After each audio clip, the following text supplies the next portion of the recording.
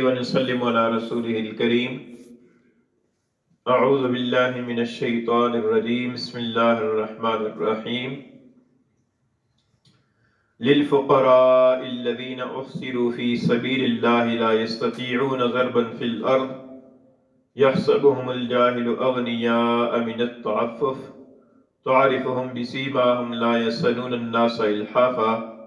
وما تنفقوا من خير فإن الله به عليم الذين ينفقون أموالهم بالليل والنهار سرا وعلانية فلهم أجرهم عند ربهم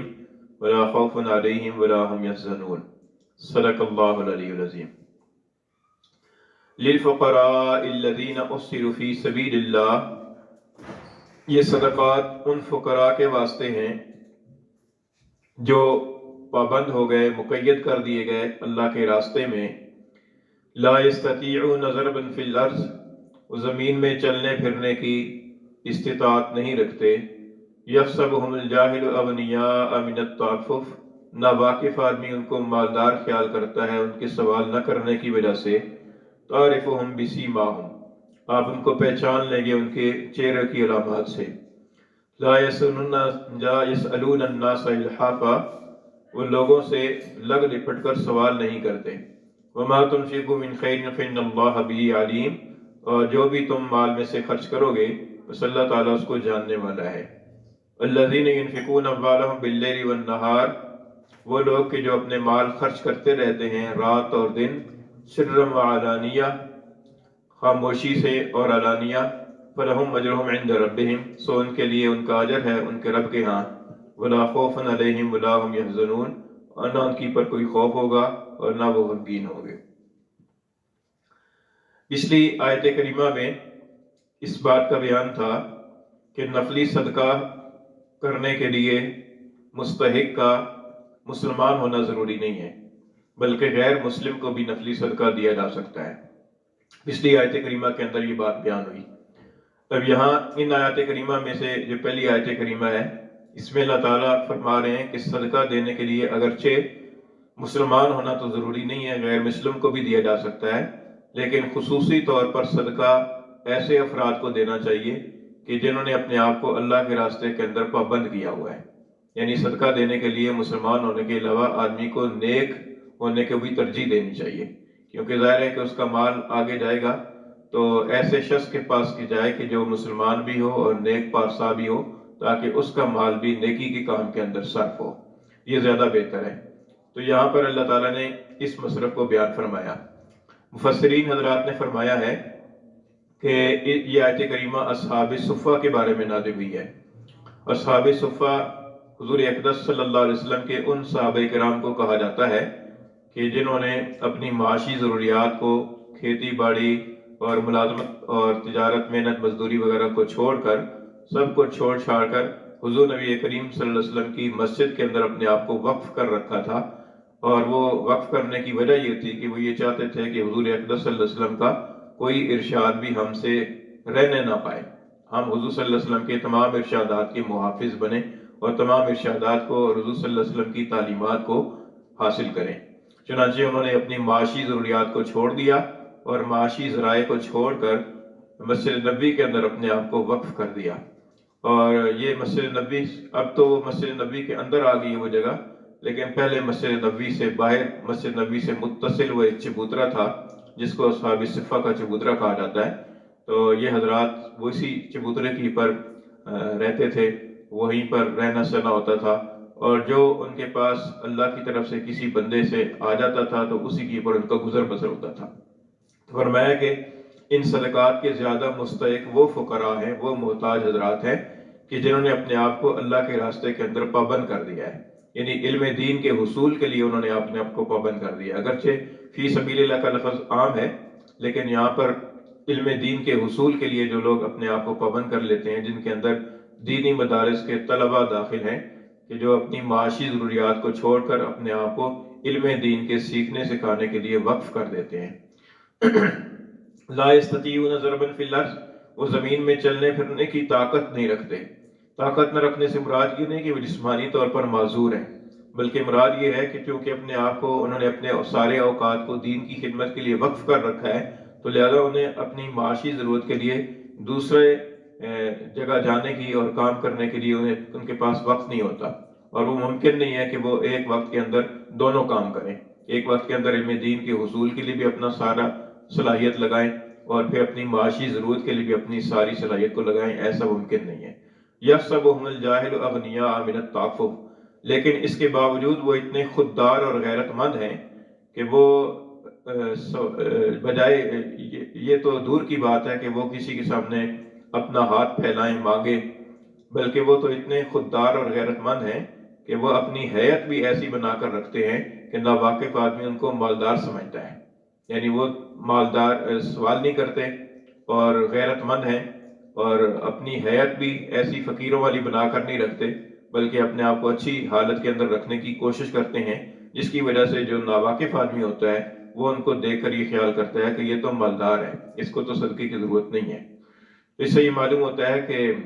اگر اللہ تعالیٰ نے دیا ہو تو انسان کو چاہیے کہ اپنی حیثیت اور اپنی حیت اچھی بنا کر رکھے، اس سے اللہ تعالیٰ کی نعمت کا اظہار بھی ہوتا ہے اور اس کے ساتھ ساتھ دوسرے لوگوں کو غلط فہمی بھی نہیں ہوتی۔ تو آدمی کو چاہیے کہ اللہ تعالیٰ کے دیے ہوئے میں سے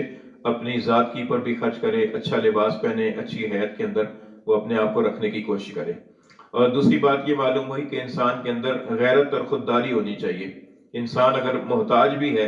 اور انسان اگر بھوکا بھی ہے تو تب بھی اسے چاہیے کہ وہ اپنی بھوک پیاس کو اور اپنے محتاجی کو لوگوں کے سامنے گاتا نہ پھرے، بلکہ وہ اپنے آپ کو غیرت مند غیور ہونے کی وجہ سے اپنے آپ کو اس مانگنے سے بچا کر رکھے۔ اس کو تعفف کہتے ہیں، پاک دامنی۔ پاک دامنی ایک تو وہ ہوتی ہے نا کہ جو آدمی بے حیائی کی حرکتوں سے اپنے آپ کو بچا کر رکھے، تو وہ پاک دامنی ہے، اور ایک پاک دامنی یہ بھی ہے کہ آدمی مانگنے سے اور سوال کرنے سے بچائے اپنے آپ کو۔ تو ناواقف آدمی ان کو مالدار خیال کرتا ہے۔ تعرفہم بسیماہم، البتہ آپ ان کو چہرے کی علامات سے پہچان جائیں گے،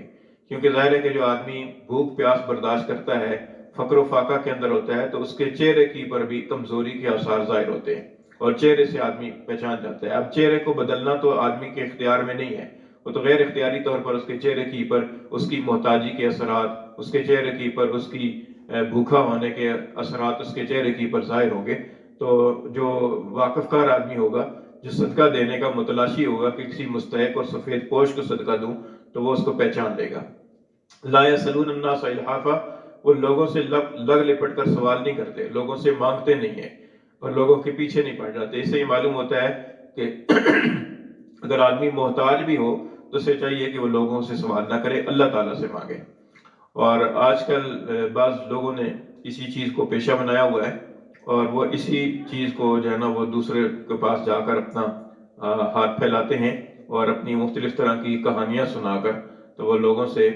لینے کی کوشش کرتے ہیں۔ تو قرآن مجید کی اس آیت کریمہ سے اس بات کی حوصلہ شکنی معلوم ہوتی ہے۔ اور حدیث شریف کے اندر بھی آتا ہے، حضور اقدس صلی اللہ علیہ وسلم نے فرمایا کہ مسکین وہ نہیں ہے کہ جو در در گھومتا پھرتا ہو اور کہیں سے اسے ایک کھجور یا دو کھجوریں یا کہیں سے اسے ایک لقمہ اور دو لقمے دے کر لوٹا دیا جائے اور وہ جو ہے نا اسی در در پھرتا رہے۔ اور فرمایا کہ مسکین تو دراصل وہ ہوتا ہے کہ جو لوگوں سے سوال نہیں کرتا اور اس کی پہچان نہیں ہوتی کہ لوگ اس کی پر خرچ کریں، اور وہ کھڑے ہو کر لوگوں کے سامنے مانگتا بھی نہیں ہے۔ تو آدمی کو ایسا ہونا چاہیے کہ باوجود فقر و احتیاج کے بھی انسان کو غیرت مند ہونا چاہیے۔ وما تنفقوا من خیر فإن اللہ بہ علیم، اور فرمایا کہ جو بھی تم خرچ کرو گے بھلائی میں سے، مال میں سے، اللہ تعالیٰ اس کو جانتا ہے۔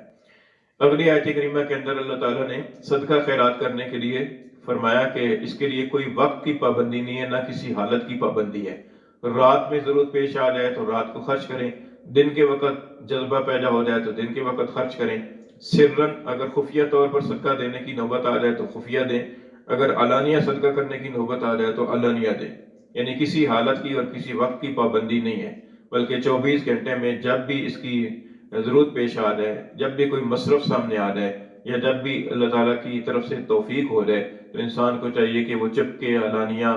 اور رات اور دن وہ صدقہ خیرات کر دے۔ تو جو لوگ ایسا کریں گے تو فرمایا کہ ان کے لیے ان کا اجر ہے ان کے رب کے ہاں، اور ان کی پر نہ خوف ہوگا اور نہ وہ غمگین ہوں گے۔ بعض حضرات نے فرمایا کہ اس آیت کریمہ کی مصداق حضرت سیدنا ابوبکر صدیق رضی اللہ تعالیٰ عنہ ہے۔ ایک مرتبہ انہوں نے 40,000 دینار یا درہم صدقہ کیے،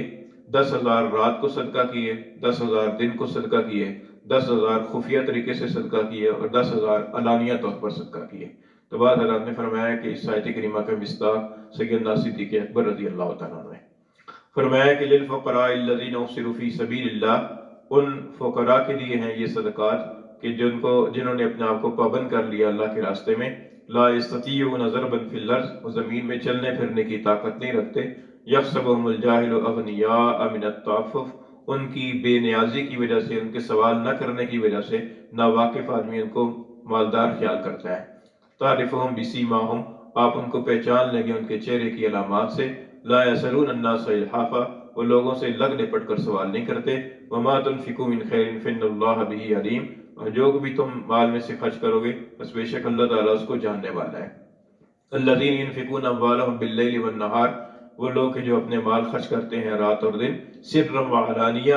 چپکے سے اور علانیہ، فلہم اجرہم عند ربہم، سو ان کے لیے ان کا اجر ہے ان کے رب کے ہاں، ولا خوف علیہم ولا هم یحزنون، اور نہ ان کی پر خوف ہوگا اور نہ وہ غمگین ہوں۔